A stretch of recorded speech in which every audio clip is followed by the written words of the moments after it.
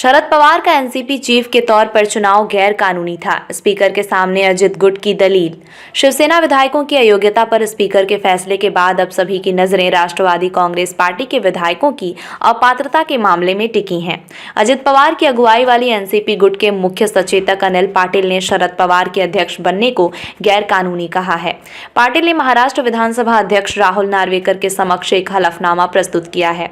इसमें कहा गया है कि शरद पवार का एनसीपी के रूप में चुनाव अध्यक्ष अवैध था। ये पार्टी संविधान के अनुरूप नहीं था। नार्वेकर इन दिनों एनसीपी के प्रतिद्वंदी गुटों द्वारा दायर अयोग्यता याचिकाओं पर सुनवाई कर रहे हैं। राहुल नार्वेकर ने अगली सुनवाई के लिए 23 जनवरी की तारीख तय की है। दोनों पक्षों से दाखिल की गई हैं याचिकाएं। जलगांव से राकांपा विधायक अनिल पाटिल एकनाथ शिंदे सरकार में राहत एवं पुनर्वास मंत्री हैं।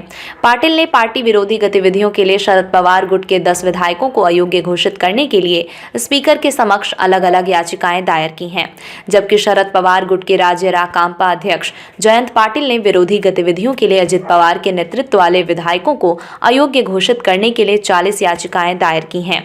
अजित गुट के मुख्य सचेतक पार्टी ने हलफनामे में कहा है कि पार्टी को शरद पवार द्वारा चलाया और प्रशासित किया जा रहा था। ये पार्टी के संविधान के प्रावधानों का उल्लंघन है। हलफनामे में कहा गया है कि पार्टी के राष्ट्रीय अध्यक्ष पद के लिए शरद पवार का दावा भी एक कथित चुनाव पर आधारित है, जो कभी आयोजित नहीं किया गया था। तो वहीं दूसरी तरफ शरद पवार समूह का आरोप है कि चुनाव हुआ था। पाटिल का दावा अजित पवार हैं अध्यक्ष। पाटिल ने आरोप लगाया है कि पार्टी संगठन को तानाशाही तरीके से चलाया जा रहा है, जहां शरद पवार पार्टी के मामलों को अपनी सनक और इच्छा के अनुसार चलाते हैं और पार्टी में किसी अन्य नेता को पार्टी के मामलों में कुछ भी कहने की अनुमति नहीं है। इसके अलावा पाटिल ने कहा कि राज्य अध्यक्षों और राष्ट्रीय समिति और कार्य समिति सहित सभी समितियों का चुनाव होना था, लेकिन शरद पवार ने वास्तव में अपनी कथित क्षमता में सभी राज्य अध्यक्षों को अध्यक्ष के रूप में नामित किया है। अनिल पाटिल ने दावा किया है कि रिकॉर्ड के अनुसार पिछले साल 30 जून को अजित पवार पार्टी के राष्ट्रीय अध्यक्ष चुने गए थे। इस संबंध में चुनाव आयोग को भी सूचित किया गया था।